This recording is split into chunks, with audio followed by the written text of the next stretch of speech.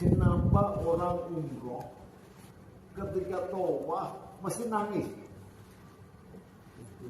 Karena mekanisme Allah memaksa menjam tubuh manusia menjadi lembut, menjadi menyesal, sehingga menemukan titik equilibrium dengan titiknya Allah. Nah itu yang disebut manunggaling kawula Gusti. Gus Dur nggak pernah lulus dari perguruan tinggi, tapi nggak ada yang bisa mengalahkan Gus Dur. Nggak lulus dari perguruan tinggi, tapi mau gelar doktor di 18 universitas di 18 negara. Ya karena itu namanya ilmu lah. 1, 2, 3. Oh, jangan lupa subscribe channel ini. Terima kasih sudah menonton. Biar kalau sudah terurus, udah bagus. Kan ada yang disiapkan. Isi kota sekian minggu ini sekian juta, berbahaya kalau menyiarkan begitu.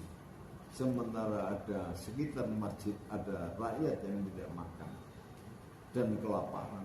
Kok kita dengan ponggahnya menyiarkan kota masjid, seluruh masjid itu disisa oleh Allah, tidak akan masuk surga.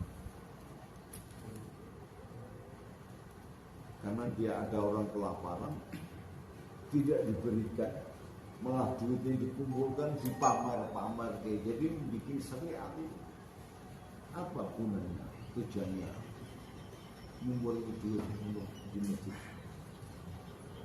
Masjid ini kan harus meter clean.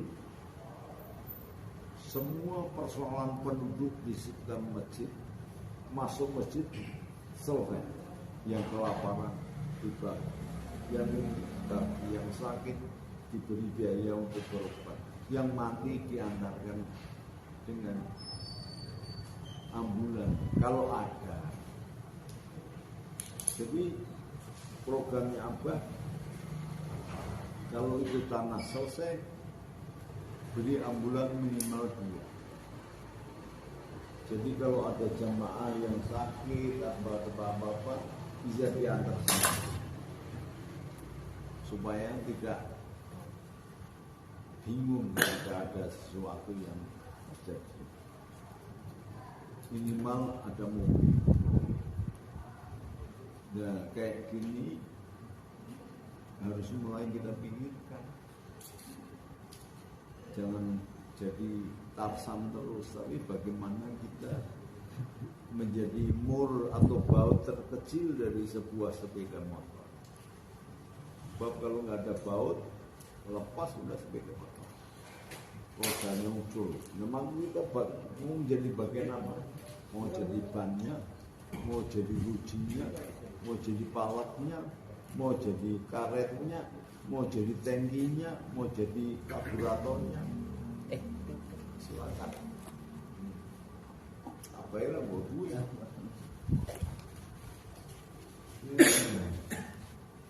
Cahayu. Iya Mas Ger.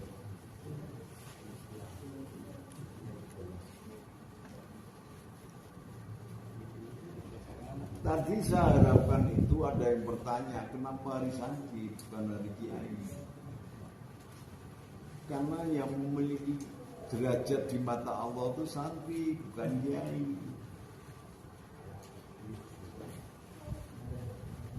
Hanya santri yang diundi surga, sementara kiai cari surga. Santri itu ilmunya nggak sempurna, tapi giat menambah ilmu. Bukan menuntut ilmu nggak salah begitu.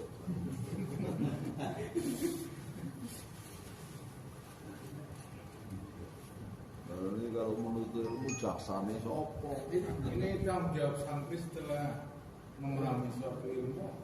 Ini kedepannya untuk sosialnya gimana? Bisa karepmu. Bebas. Kalau Abah harus menentukan harus begini-begini, namanya minta imbalan itu. Bebas, diberikan bebas. Abah juga nggak kulaan, nggak beli. Yang penting ada gitu. Yang penting belajar dari hatimu. Katanya kamu mau manugaling rosomu hidupkan. Kamu sebagai apa? Harusnya bagaimana? Golek ide. Yaitu belajar makrifat. Saya sebagai apa?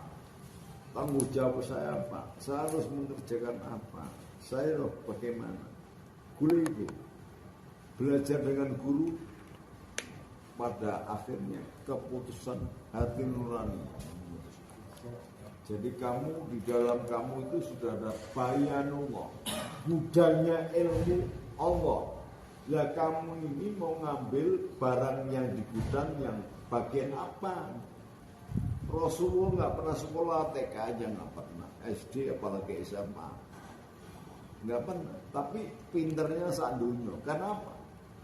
Yang dibuka adalah bayanullah. Kalau yang kita baca tadi ya usulullah ya Allahumma sholli ala sayyidina Muhammad. Sifatullah awalullah bayanullah. Bayan gudangnya Allah, gudangnya ilmu Allah itu ada di dalam hati kita. Jadi bukan di luar. Buku-buku itu hanya kecil sekian persen. Tapi kalau kamu biasa melakukan ya sampai menemukan nim, kemudian melahirkan protein rasa jati, nah kamu marifat, maka meningkat jadi mukasafah, maka sebenarnya kamu tidak perlu apa-apa lagi. Karena Allah sudah menyediakan bahan bakunya di dalam dirimu sendiri. Gus Dur nggak pernah lulus dari perguruan tinggi, tapi nggak ada yang bisa mengalahkan Gus Dur. Nggak lulus dari perguruan tinggi, tapi mau gelar doktor di 18 universitas di 18 negara. Ya karena itu namanya ilmu lah.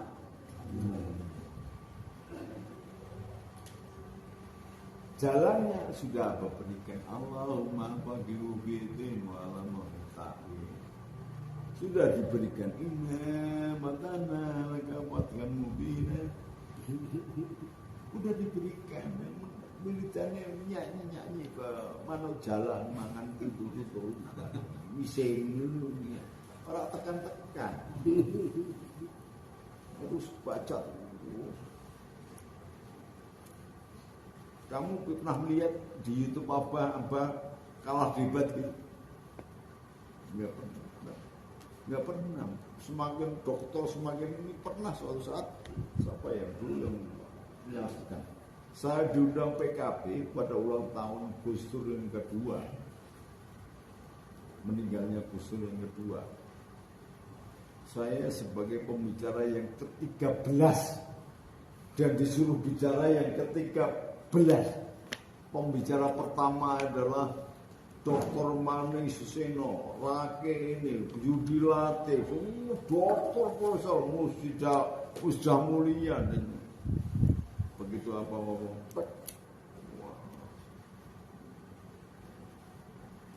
karena itu maka harus nutos dibacanya. Jadi hikmatnya apa di Surabaya sih? Kalau sholat ya masa ya Fatihah. Kalau malam Jumat ya Fatihah. Yaitu menelitinya. Bacaan yang lain apa? Kalau masalah itu belajar itu aja banyak sekali jadi sampai keluar sampai saking ngeluh saya ini. Bacanya apa lagi?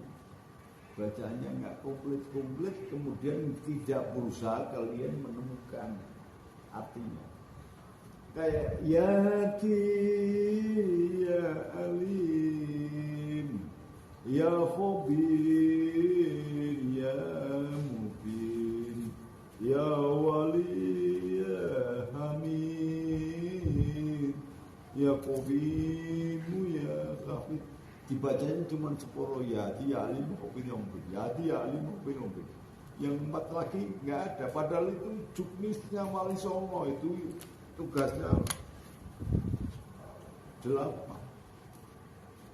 Maka bukan cuma syariat Wali Songo mengajarkan, tapi bentuk yang diambil Wali Songo untuk memberikan keilmuan itu ya hati. Bagaimana mengaplikasikan hati orang yang masih penganut Hindu, penganut Buddha, penganut kepercayaan untuk mengenal apa itu. Pak, ini modal dasar. Tidak akan ketemu hudanya Allah kalau dia tidak mengenal hadinya Rasul. Apa bedanya bukan hadi? Nah, ini harus tanya ingat itu, apa itu hadi ya?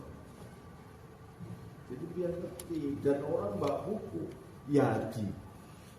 Kenapa kok penyebaran Wali Songo Islam sedemikian hebat, sementara di negara asal Arab Saudi sana kalah. 23 negara Arab kalah jumlahnya dengan umat Islam yang ada di sini. Kenapa? Karena prinsip penugasan belajar mengajarnya Wali Songo itu melalui tarbiyah dan merasa.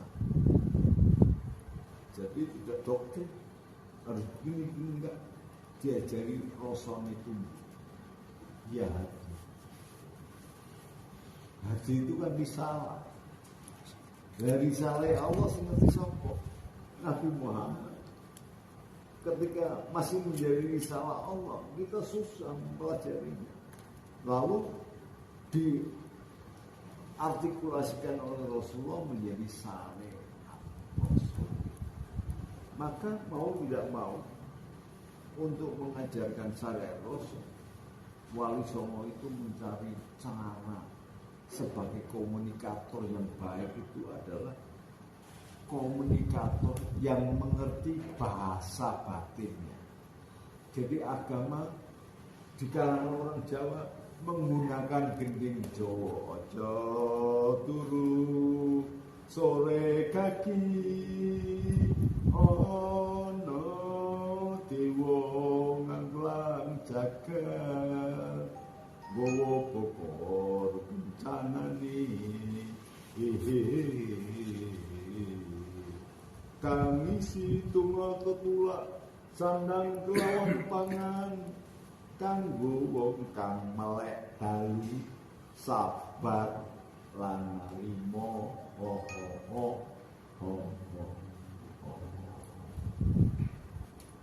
Jadi sampai di seorang wali-wali itu selalu pelajari isone senengannya apa wong Jawa konengan maya ya disiarkan nggo supaya konengan nganggo budaya pakai sastra. Karena sastra itu otomatis melatih kehalusan hati. Nah, hati yang lembut itu pasti bisa menangkap Allah. Maka Allah mengatakan petunjuknya Allahul Latifun bi ibadihi yarzuqu man yasha wa huwal qawiyul aziz. Allah itu maha lembut.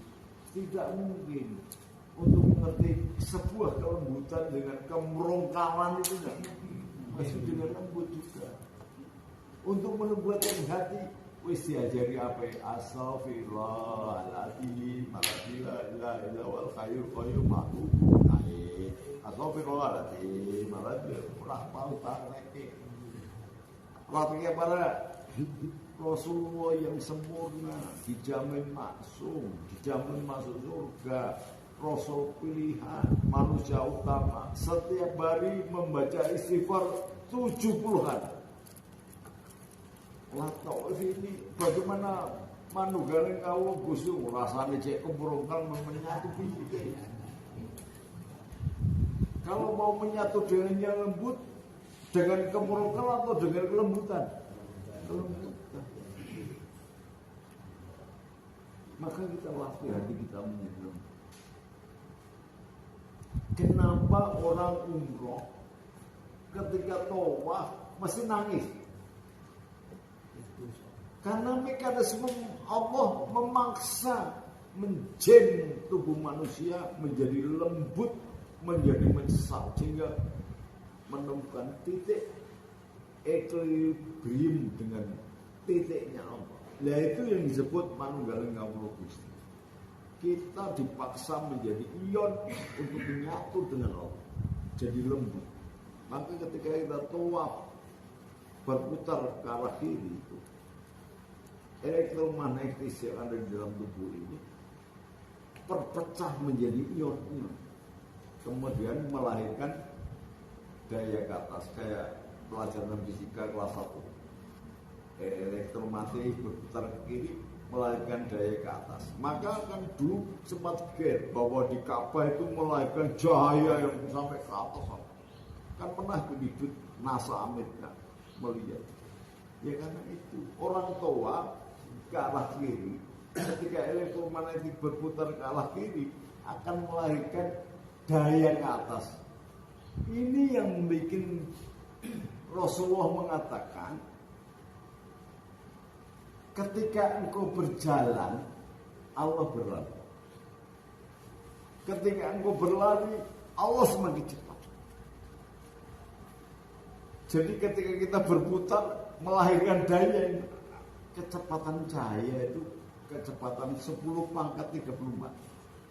Jadi ketika kita tua, rasanya sebenarnya kayak topjan, tapi sebenarnya kita memiliki kecepatan seperti planet matahari, bumi mengelilingi matahari.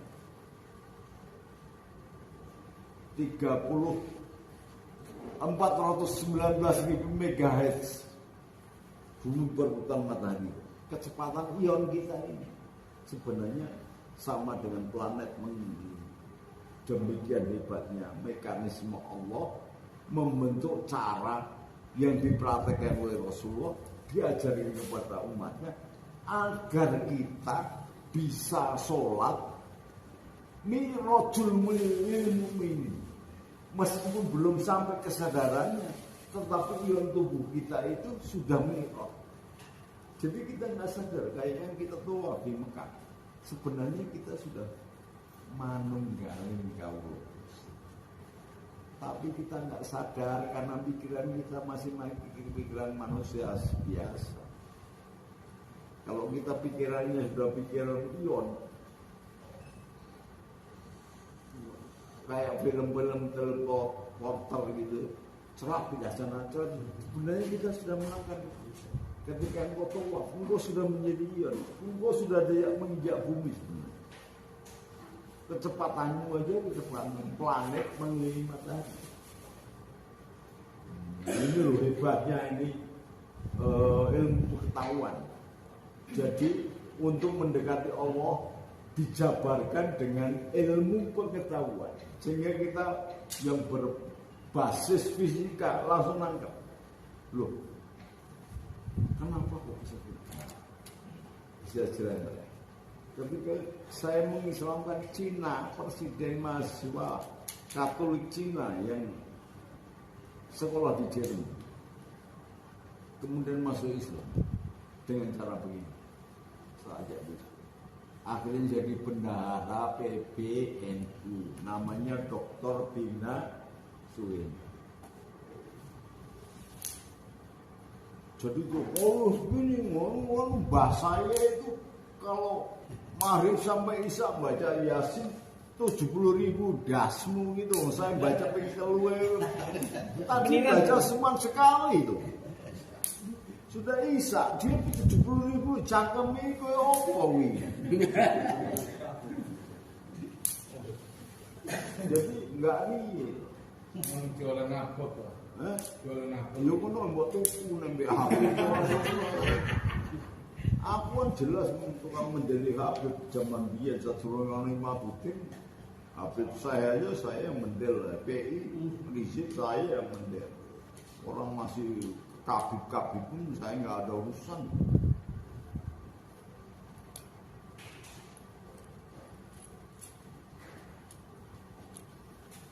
Karena memang tidak ada kosakata, tidak ada kosakata keturunan Nabi itu Habib.